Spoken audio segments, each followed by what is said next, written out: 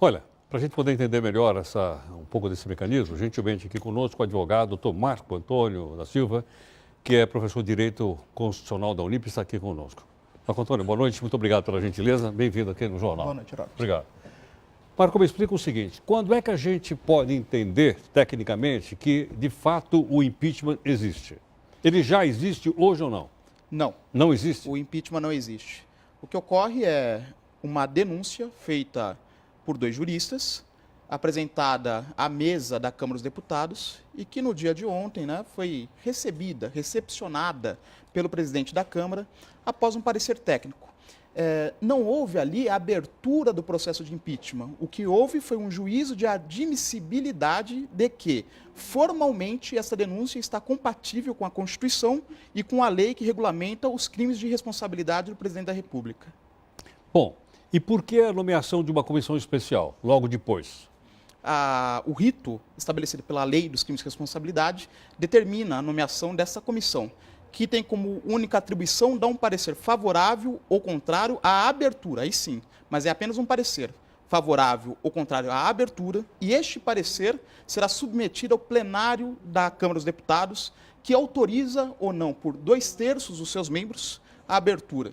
Sendo autorizado, é comunicado ao presidente do Senado e lá no Senado o processo de impeachment se inicia.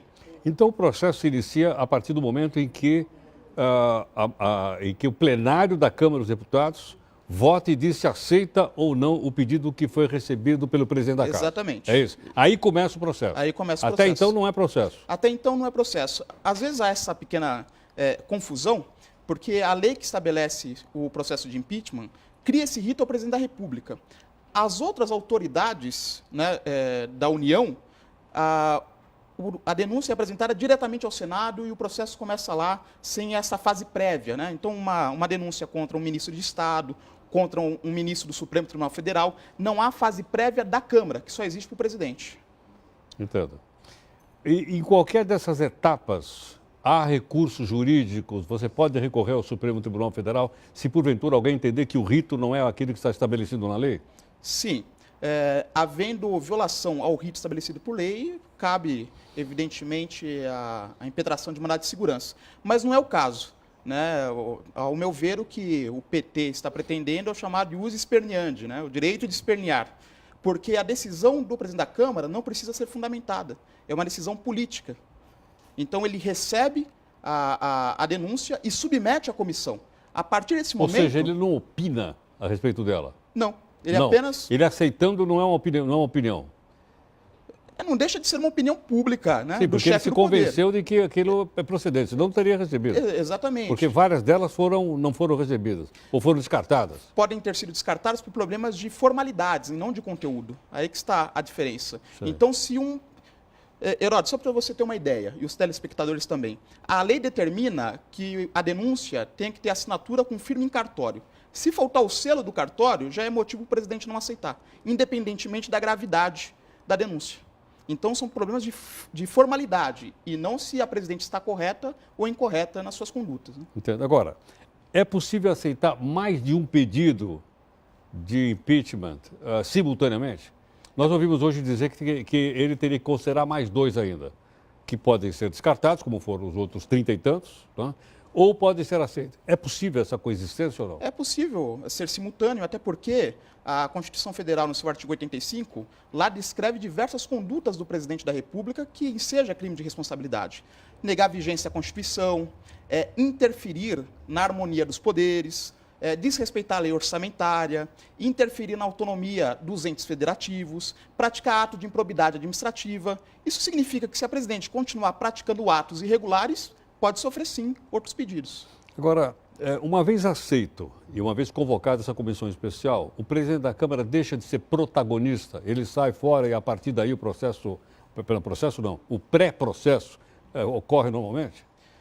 Enquanto ele não aceita, ele certamente é o protagonista porque está aos holofotes. Agora, a protagonista passou a ser a presidenta, que passou a estar numa situação um pouco mais vulnerável. Isso não significa que ele vai perder a sua influência perante os seus pares, perante os deputados. Certamente, A partir do momento que ele vem à frente e diz que a presidente cometeu crime de responsabilidade, ele vai fazer o possível para que esse processo vá à frente, até para resguardar o seu posicionamento político, né? Agora, quando o plenário se reunir para dizer se aceita ou não a admissibilidade, para transformar isso num processo, ele vota? Vota. Ele vota? Que Vota. todos os 513 vão votar? Vão votar, o voto ele é nominal, é aberto e por ordem alfabética. Como assim? Isso assim? significa que os deputados não poderão usar aquele painel.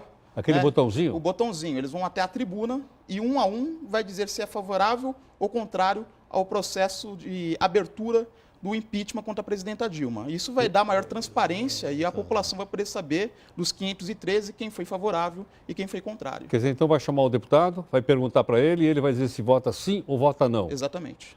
E ele vai responder isso de viva voz. Exato. Realmente vai ser uma coisa interessante, né? Das pessoas acompanharem, cada um deles acompanhar o seu representante no Congresso Nacional. Sem dúvida. E no Senado isso se repete. Uma vez a Câmara autorizando a abertura do processo de impeachment, o presidente do Senado é comunicado. Junto com esse comunicado vai o chamado libelo acusatório, né? Porque, de verdade, quem acusa a presidente passa a ser a Câmara e não mais o cidadão. Porque hoje qualquer cidadão pode fazer qualquer denúncia contra a presidente da República, contra o governador do Estado, contra o prefeito. Está garantido na Constituição. Está garantido na Constituição. Em sendo anunciado essa autorização, o presidente do Senado tem a obrigação de convocar uma comissão especial também no Senado, que vai ter como competência acusar a presidenta, e a presidenta vai ter direito à defesa através dos seus advogados, e numa sessão especialmente convocada para o julgamento, que será presidida pelo presidente do Supremo Tribunal Federal, né? Então, o senador Renan Calheiros sai da cadeira da presidência, o ministro Ricardo Lewandowski assume, e os senadores vão responder apenas uma pergunta: se é procedente ou não o processo de impeachment, e eles respondem sim ou não. Então, somente isso. Então, os nossos telespectadores e internautas, aqui nós temos duas plataformas simultâneas, eu gostaria de fazer também uma pergunta a você. Pois não, Bárbara? Boa noite, professor Marco. O Rafael Cardoso, de Araraquara, São Paulo, pergunta a diferença entre impeachment e cassação e se pode levar a eleições diretas.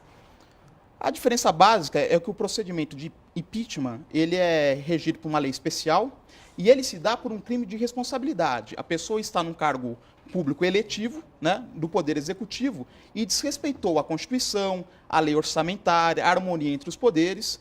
E esse procedimento se dá no Poder Legislativo. O Poder Legislativo vai exercer um poder atípico, que é o poder de julgar, né?